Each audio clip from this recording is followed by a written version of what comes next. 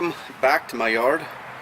I have had some troubles, made some changes, put down some new products. So let's talk a little bit about what's going on with the yard and how things have changed. So kind of gotten a little bit of trouble with the yard when we got back from Mexico. We had some stressed areas from heat stress areas. The sprinkling system wasn't calibrated properly for the 102 and 104 degree temperatures that we were getting.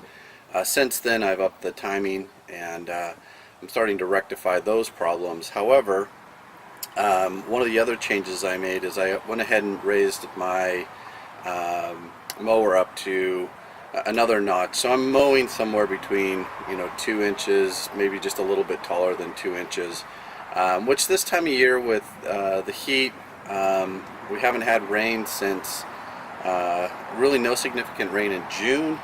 May was really the last time, or mid-May was really the last time we had any significant rain at all. So really not getting a lot of help from Mother Nature. And then with the storms that are bubbling up and not watering, we're getting humidity, high heat, and lots of problems that kind of come from that. So I raised the mower up. The cut still looks really good. You'll see in the videos that the raised cut on the Bermuda grass still looks good, and I can maintain this, I think, through the summer, well, through July and August anyway, and hopefully that'll help retain just a little bit more moisture, and the frequency of watering, I won't have to increase it at all.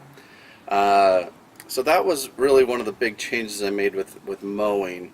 The front lawn is in really great shape. I have a little bit of stressed area on the side yard between my neighbor's house.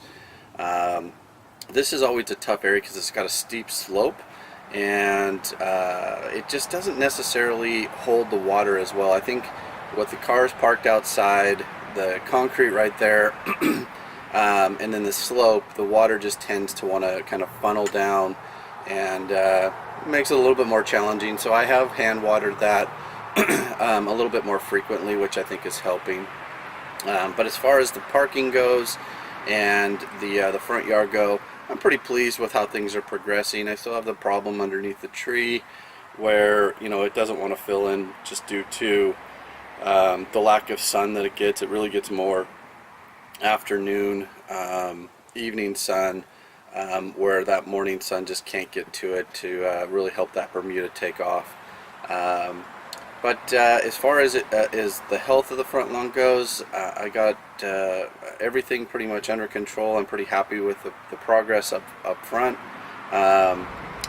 The pool area is doing really well. I've got one area that was struggling a little bit, and I'm fighting my neighbor, St. Augustine, so that's just a kind of a constant battle that I'm going to have to deal with. Outside of that, the backyard is where a lot of the problems are kind of coming from. So I've got portions that are doing phenomenal, that the Bermuda is super thick and healthy. Everything that we've done this summer with the fertilization program, using the NEXT products, sorry, that has all been super beneficial, and the grass looks great. What I didn't realize is when I got back from Mexico was I had brown patch, and I associated the brown patch with the lack of watering, because I was gone for a week and didn't really get to see what was happening. And so rather than treat brown patch, I increased the watering, which created this lovely mess that I have now of dead Bermuda pretty much along the whole right side of my backyard, along the brick wall. Interesting how I guess I identified it as brown patch ultimately was as it started attacking the growth, kind of the healthy part of the lawn, is it really had this gray hint to it. You could literally see that the Bermuda literally just died and turned gray, and then these photos that I'm showing you are, or this video I'm showing you is this yellow that's kind of remaining, where it almost looks like the grass has gone dormant. So I don't know a lot about recovery from brown patch, other than I have Bermuda, so the Bermuda will actively grow in any area that's available to it. So I would love for anybody to comment on what they've done to kind of retreat or get that brown patch area that's been now treated with fungicide, to get healthy grass growing back in there, because I don't know if the roots die from it. I got to do a little bit more investigating on that. However, I did use some Scott's fungicide. I treated, I did a full treatment, not just a precautional treatment. So I think the bags that I was using there would treat 2,500 square feet if you actually had active fungus growing, or active brown patch growing. And so I treated the entire backyard and front yard with the bags that I had purchased. So I'm hopeful that I've maybe at least stopped the brown patch, and I believe it's brown patch. Correct me if I'm wrong, anybody out there. But I think I've at least halted it, and the treatment will be every 2 weeks. So I'll put down another treatment of this mid-July, and that will be one of those bags will treat 5,000 square feet. So I'll be able to pretty much treat the entire lawn, front and back. Although I don't have any in the front, I'm just being precautious now because I don't want to get it. But I'll treat the backyard for sure in 2 weeks, and then I'll treat it again in 4 weeks. I'm hoping to just kind of get ahead of it. So that's my big problem. So as you guys get to ride this fun summer wave of Texas heat and no Texas heat with humidity with no rain, it creates lots of fun issues.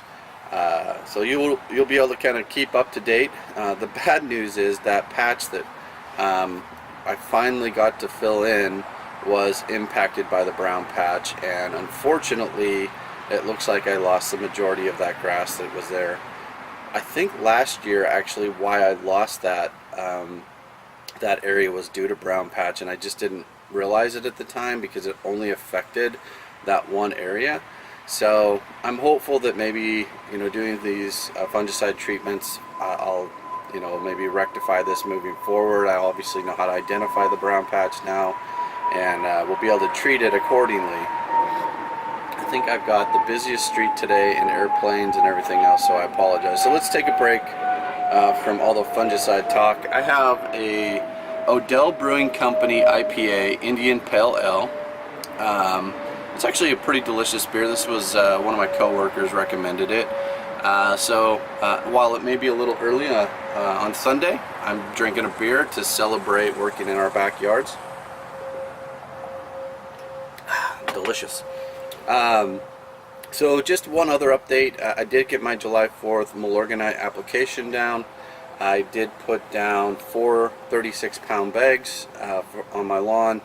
I put it down at a very high dose. It's Milorganite. You just throw her down.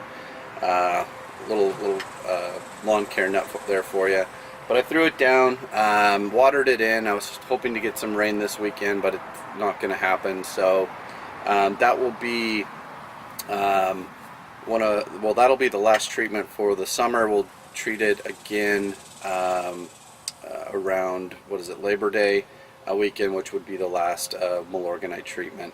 Although I will have to kind of watch and see what's happening with the brown patch area, if I can regain any of that back, and what I have to do to get it. I might have to try to push the Bermuda hard towards the end of August to see if maybe I can't get it to fill in. I hate to go through the whole fall and winter with dead grass. I have 3 little dogs. Those dogs will just rip it up, and by spring, I'll pretty much have nothing there. If you guys are dog owners, you know what I mean. So that's where we are.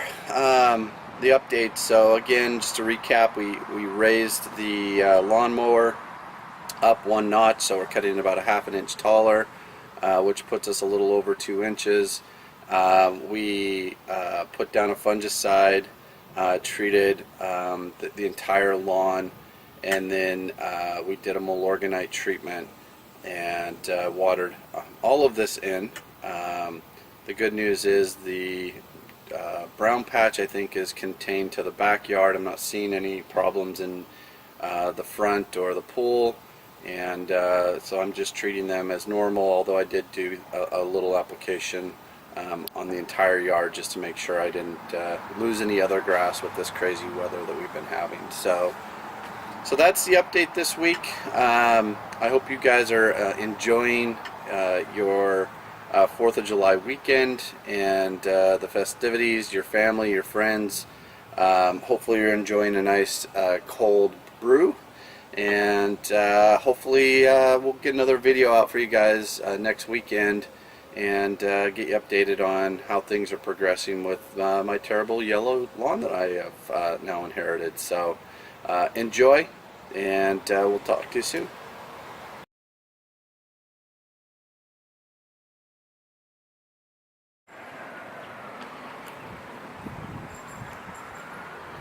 Alright, so my deck is a 12 by 12, and that umbrella is a 13-foot umbrella, so it's a pretty cool umbrella. You've got the ability to do a couple different things with it.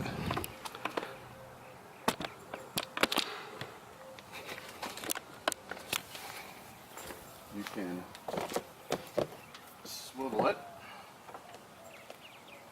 to move it around as you need fit. You can tilt it if you want to tilt it, and then you can change the angles as you see fit as well.